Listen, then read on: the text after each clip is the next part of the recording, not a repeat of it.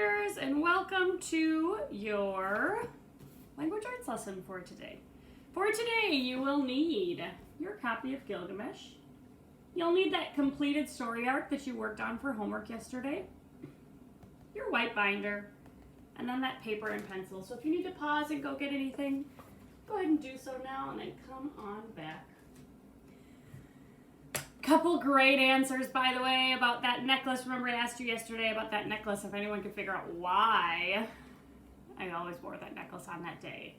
And a lot of you were able to say, because remember Ishtar takes off that necklace and drapes it in the sky and it becomes a rainbow. And a student one year really said, your necklace kind of looks like that necklace that Ishtar maybe wore. And so I wear it every year, or try to remember to wear it every year since then. All right, fifth graders, we're going to go ahead and talk about that story arc that you guys worked on. So you should have that out, and making corrections with me as you go is fine. I was giving feedback yesterday on that work anyway, but we can kind of talk about it together. So we start with our setting evidence, and so some of you guys, I don't know if you forgot or missed the video, but really, this was not the story about Gilgamesh, so Gilgamesh should not have appeared as a character in this story. This is the story about Utnapishtim. So, Utnapishtim is a great piece of setting evidence. Maybe Ea, maybe Enlil, Shuruppak would be another place. And then in terms of like background information, you absolutely could have said things like, the humans were noisy and Enlil wanted to destroy them, for instance. So these would be, and so your setting evidence might not be exactly like mine. That's fine. There's more options. It should not have Gilgamesh, though. So if you wrote down Gilgamesh, you should be changing that, because that would be wrong. We're starting on the bottom of page 71 here. Actually, the bottom of page 69. Excuse me. Okay, remember, after that, we're going to falling action. Those of you who watched the video, I gave kind of some hints to really get you there, that the main character of this story is Utnapishtim. His goal is to try to survive this flood. So the question really, in terms of falling action, is where is that moment when we know, yeah, he survived, or no, he didn't? Some of you talked about the mountaintop, that once he got to the mountaintop, we knew he survived the flood, and that's true. However, there was worry, and hopefully you were hearing. I was trying to hint when I was reading to you yesterday with my voice that even after they were on the mountain and came off and had come off the ship, there was still fear there. There was still fear because they weren't really sure how Enlil was going to react, right? There was anger, and he tells them to get onto the boat. And so really, that moment, he's even talking about how he was afraid. He thought he might die of fear. And so the moment when we see that, there's these outstretched hands approaching Enlil, and we're not really sure, Enlil approaching Saba and Utnapishtim, it's not really clear, is he going to crush them?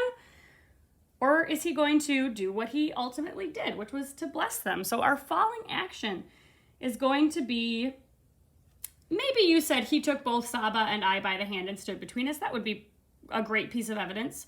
Or he touched our foreheads and said, live forever, man of Shuruppak. Those two quotes I would have accepted as great falling action evidence, because that's really when we know for sure that he is not going to kill them, okay? And that they will survive. So I'm going to write, he touched our foreheads and said, live forever, man of Shuruppak.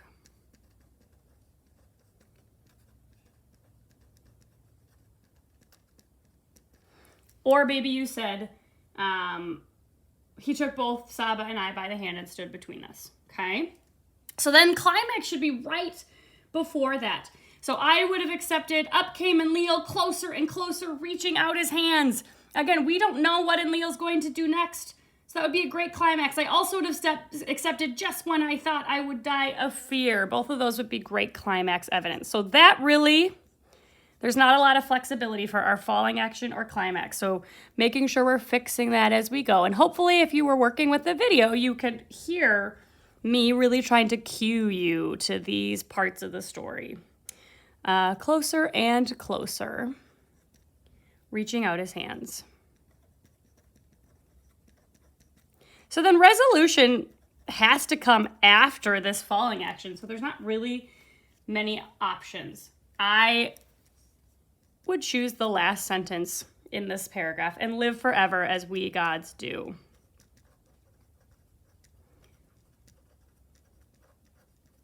Okay.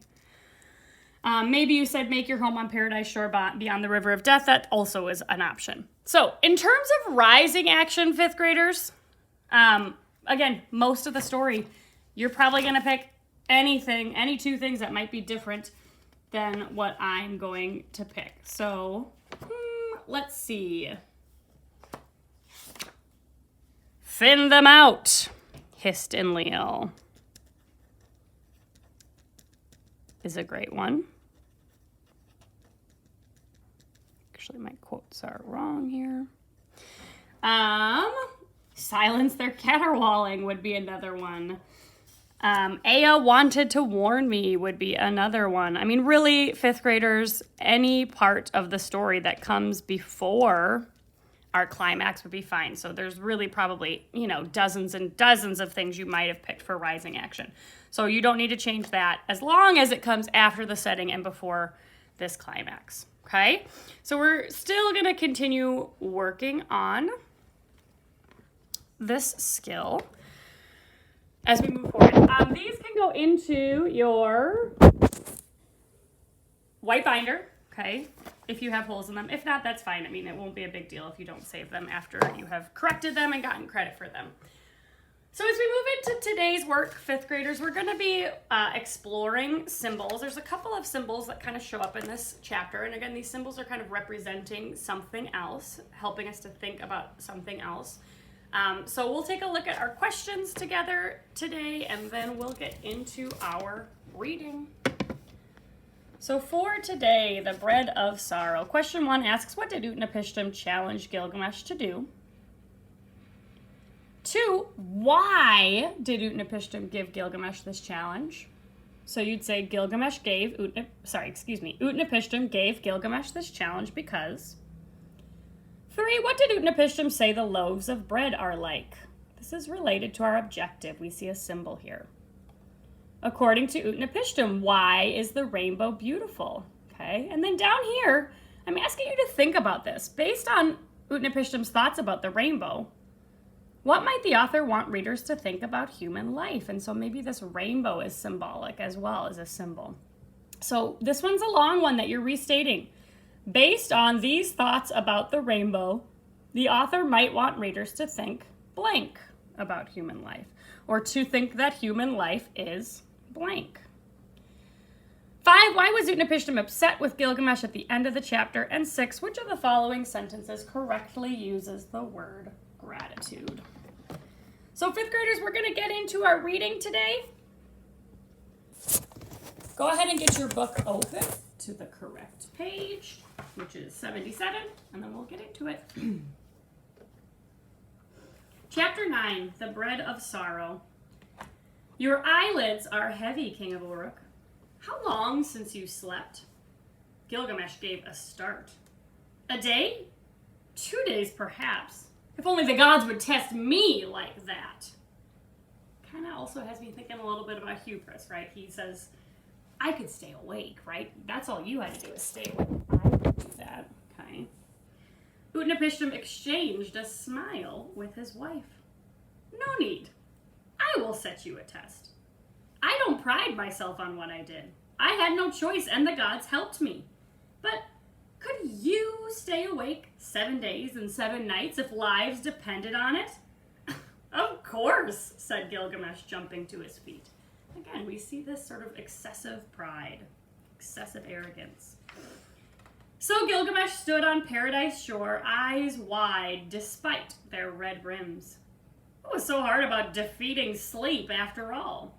Did it have claws, or horns, or fangs? Did it come wearing armor? No. Sleep was soft and wool-lined. Sleep came swirling and silken, rolling over a man like fog. The sea whispered behind Gilgamesh. The ropes of the hammock creaked in the tree. Gilgamesh sat down again and rested his eyes for a moment. Weary? He had never been weary as a young man. How How long ago was that? When was it that that young man had paced about his palace, too full of energy to sleep?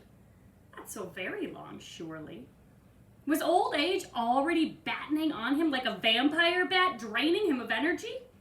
For a moment he thought he saw it bearing down on him, and opened his eyes in fright. But it was only the awning, flapping in the sea-whispering breeze. What do you think's happening, 5th graders? There's a flapping awning, a breeze, a hammock. It's very peaceful. We'll see. Wife, said Utnapishtim as Gilgamesh slumped sideways into the soundest of sleeps. How many of you predicted that? Go and cook a loaf and set it down by our guest for him to eat when he wakes. He won't wake for a week, poor weary soul, said Saba. I know that, said Utnapishtim, but bake it anyway. Every morning Saba baked a loaf of bread and set it by Gilgamesh where he slept on the shore. They lay like 7 pillows beside the sleeping king of Uruk. When at last he stirred, his opening eyes struggled to focus. The next moment he was on his feet, swaying slightly with dizziness. That was a great sleep, Gilgamesh, said Utnapishtim. A great sleep, born out of a great weariness. Sleep? Me? No. I just nodded for a moment. Not asleep. I wasn't asleep. For 7 days and 7 nights you slept, my friend. Never. What do you take me for, a fool? Each day I had my wife bake a loaf. Look, there they are. You can see how old they are. The first is green with mold. The last is still warm. In between are all the stages a loaf goes through before it ceases to be a loaf. A little like the life of man, wouldn't you say? Sweet smelling and softly tender at first, harder with age. A harder outer crust to defend a man against life's knocks. Little by little, more and more brittle. Then at last, decay. Which loaf of bread are you, I wonder? So we see our symbol here, right? He describes this loaf of bread as being like the life of a man, right? That as time moves on, it gets harder, but then it also gets brittler and starts to decay. Gilgamesh's reply was to kick the oldest and most mildewed loaf out to sea. It exploded into dust around his foot. He had failed the challenge. His weary, aging body had let him down. He had failed, and failure was a very bitter bread indeed for a man like Gilgamesh to eat. So remember, the central problem of our story is that Gilgamesh is fighting for this eternal life. He wants to live forever. But we're starting to see that in spite of all of his efforts, in spite of himself, he still is aging, right? He still is aging. And that symbol, right, this bread is like that symbol that he can't do anything about it. He continues to age in spite of himself. Sit down. Breakfast, my friend, said Utnapishtim. My wife bakes very good bread, and what more does a man need to be happy than a loaf of bread, a jug of wine, and good company? Give up your quest. The gods never meant you to live forever. So why spoil the life they did give you? Is the rainbow any less beautiful because it's short-lived? Or because you can't grasp hold of it? Consider, man. Perhaps it is beautiful expressly because of that. But Gilgamesh was not listening. His heart had turned to mold like that first made loaf. So Utnapishtim is kind of challenging Gilgamesh to reflect on, is life any less valuable or beautiful because it's short or because it doesn't last forever? Gilgamesh seems to be acting like the only thing that makes life worthy is if he can have it forever. And Utnapishtim is suggesting maybe that's not the point of life. Maybe there are other things that are important and not like that they last forever. And he talks about the rainbow, right? And again, this symbol a little bit here, right? He says, is the rainbow less beautiful because it doesn't last forever? He suggests actually maybe it's more beautiful because it doesn't last forever, because it's short-lived. Which I know for me, when I think about a rainbow, right, part of the excitement of a rainbow is that you don't see them often, right? They're not up all the time. You don't just wake up and see it every day. It's like if you've ever traveled somewhere new with different terrain. Maybe you go to the ocean, or maybe you go to mountains, or maybe you go to a place that has tons of pine forests, right?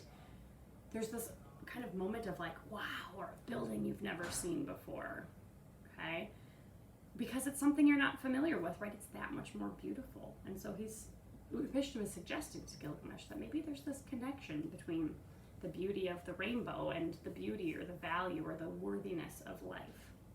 So as you're thinking about question 4, I'm curious what you think might be that connection. All his dreams had exploded into dust. He knelt in the sand and wept, banging his forehead on the ground, tasting his own salt tears run in at the corners of his mouth like spray from the river of death. Urshanabi had brought his ferry close into the beach to see if he could glimpse Gilgamesh. The far away, that's it, Utnapishtim, was angry. Ferryman, you were wrong to bring this man here. Take him away and take yourself off too. Have you not broken your promise to Shamash by bringing him here? You have forfeited your right to sail in the service of the immortals. Urshanabi meekly bowed his head in apology, accepting his banishment from Paradise Shore. He helped Gilgamesh aboard and put out to sea again. The mast was mended now. A new sail caught the warm wind. Gilgamesh sat huddled in the stern, still weeping. I feel so sorry for the man, said Saba, standing in the circle of her husband's arm. He is so very, very afraid. My heart bleeds for him. Overhearing her words, Gilgamesh shuddered with shame. Am I a god? Could I have granted him immortality? Her husband asked in reply. You could have told him about Old Man Young. It's not immortality, but it would have been something. Something in return for all his sufferings. Utnapishtim shook his head. Already he has exhausted his youth and strength on this foolish quest. It would be too great an ordeal, too terrible. I like him too much. You? Too much for what? Who is Old Man Young? Gilgamesh, hearing the conversation, had grabbed the helm out of Urshanabi's hands, turned the boat about, and run it ashore again. Now he had hold of Utnapishtim. What did she mean? Tell me! Old Man Young, cried Utnapishtim. Calmly, man, put me down. It is the name of a plant. Must you go looking for disappointment even at the bottom of the sea? Is that where it grows? What does it look like? What does it do? How will I find it? Tell me everything. And so Utnapishtim told Gilgamesh about Old Man Young, a single weed growing offshore, protected by ripping currents and armed with thorns so sharp that even the crabs could not slice it through with their armored claws. Grip it tight and fetch it up to the light, and it has magic enough to make 100 old men young again, said Utnapishtim. But whereas there had been friendship in his eyes before, there was a faraway look now, a saddened vexation at Gilgamesh's lack of manners, gratitude, and kingly dignity. All right, 5th graders, I'm very excited to see especially your answers to question 4B, but all of your answers. Good luck and let me know if you have questions.